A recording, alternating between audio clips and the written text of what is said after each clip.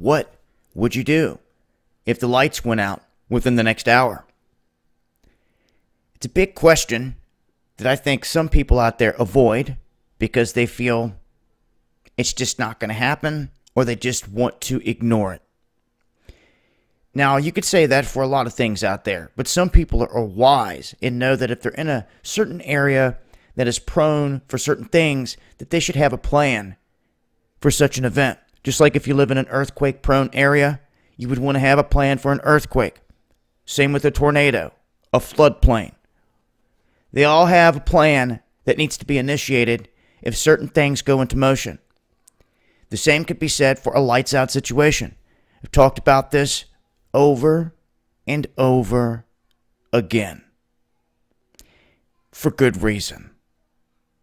It's in my belief, lights out situation is going to be what brings this country to its knees.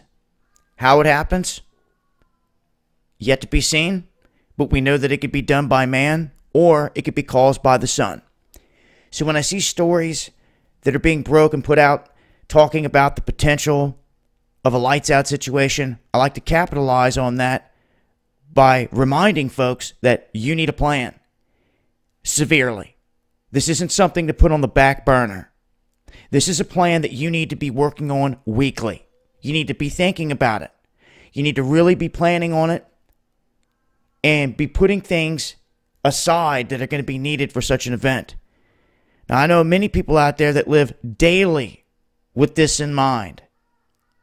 Now, I know we don't have all the supplies and things that we want to secure our homes and our families for such an event, but it's something you have to work on over time and to slowly build up, whether it's working toward getting a generator, solar panels, water purification, things of that nature. It's a start, and every little bit counts.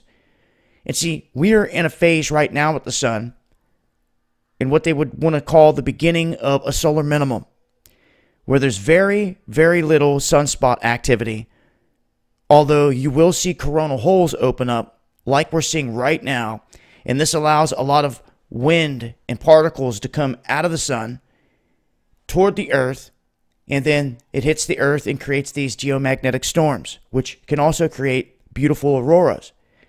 And it could also black everything out and fry circuit boards across the country, and not just here in America, globally. This most recent piece has been put out focused toward the UK and asking, what is the UK doing to prepare for this? They say that a lot of their livelihood is based on satellites, and that if something like this was to come through, it could knock out their satellites and really cripple them. So they're talking about putting satellites up that specifically are monitoring the sun, and that if any flare or solar wind or anything is ejected heading toward the earth, they can pick it up rather quickly. And then then what are you going to do? You can't start trying to draw up a plan at that point. You have to have one that you can implement and put into motion to make things happen. I say it all the time, having a plan for such an event is critical. I could talk for hours on this subject alone, and I really think that in this area, we need to put our minds together and come up with backup plans, big-time backup plans of areas to be able to go to, things to be able to do, just to be able to survive in this type of an atmosphere. This is one of the main reasons and one of the big topics we're going to be discussing at the first ever Underground World News Knowledge Conference. It's going to happen March 30th in the Cincinnati, Northern Kentucky area. If you guys want to be a part of it, hit me up, dabu7yahoo.com. Only 5 tickets left. Can't wait for this event. Can't wait to meet some of you guys there. Much love, y'all.